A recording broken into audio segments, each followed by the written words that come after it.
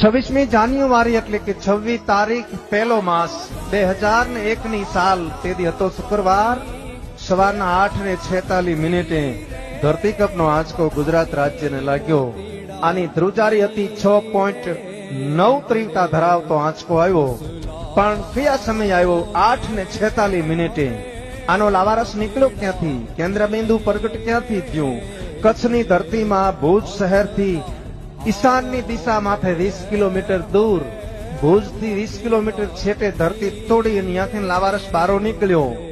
ત્યાંથી આંચકાની શરૂઆત થઈ। ક્યાં ક્યાં આંચકો હાલ્યો, કેટલા ગુજરાત રાજ્યના ગામડાને આવરી લીધા અને પાછો ક્યાં આવીને બંધ પડ્યો, એની થોડીક યાદી કરાવું। શબ્દ ઉપર ધ્યાન આપજો।